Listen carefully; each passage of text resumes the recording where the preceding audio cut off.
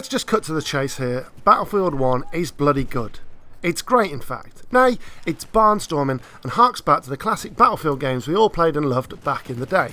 It's fresh, it's funky, it's technically brilliant.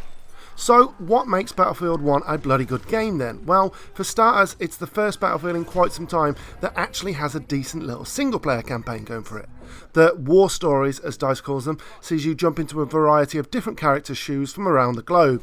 Each story lasts for about an hour and essentially teaches you a different discipline of the game, whether it be tanks, piloting planes, infantry, and so on. So it's a good primer for the multiplayer, something all Battlefield single-player campaigns should be. On top of that though, they're emotionally charged mini-stories, all really well written and actually well scripted narratives, with some great cutscenes slotted in for good measure. This is as good as Battlefield campaigns have ever been. It's just a shame that it's a tad too short.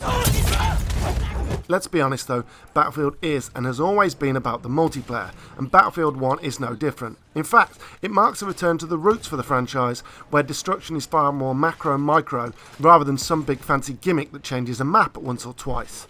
This is more Battlefield Bad Company 2 destruction than Battlefield 4, meaning if there isn't a door to get into a house, you make your own. Granted, it's not as in-depth as Bad Company 2's, but it's as close as that level as we've seen since. It's not just all about the destruction though. The setting is a big part of what makes Battlefield 1 feel so fresh. The new weapons, the new gadgets, the new vehicles, the new behemoths, the new elite classes, they all come together to give Battlefield 1 that authentic World War I feel. Whether it's the new artillery truck, the biplanes, the trench periscope, the flamethrower elite class, or shelling the shore from the dreadnought, they all add up to create such a wonderful experience.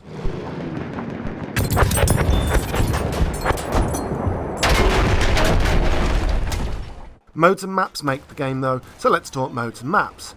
In terms of modes, Battlefield 1 offers a good selection of both new and old. Of course, the classic modes Russian Conquest make a return, as does the who the hell plays this Team Deathmatch. On top of that though, we have Domination, think a bite-sized faster paced version of Conquest, and the frenetic War Pigeons. DICE's interesting take on what is effectively Capture the Flag. Last, but by no means least though, we have the brand spanking new and utterly fantastic Operations. Operations are essentially what would happen if Russian Conquest got together and got down and dirty. These multi-staged epic all-out war sessions include the best aspects of Battlefield 1, including those godforsaken behemoths. In short, it's an excellent addition to the franchise. Then there's the maps, which in a word are brilliant. 1 minute you're fighting in the trenches, the next minute you're amidst a French village. And that's just on one of the maps. The other maps though take you through forests, Italian villas, fortresses, bunkers, through a large fancy French chateau, up into the Alps, through the alleyways of the cobbled French streets of Amiens, to deserts and so on. They're massive, expansive, varied and diverse. What more could you ask for? Is there enough though? Well, we've always said the sweet spot for maps on launch was 10, Battlefield 1 has 9, so close enough I guess. There's enough maps and modes anyway to keep you interested for quite some time.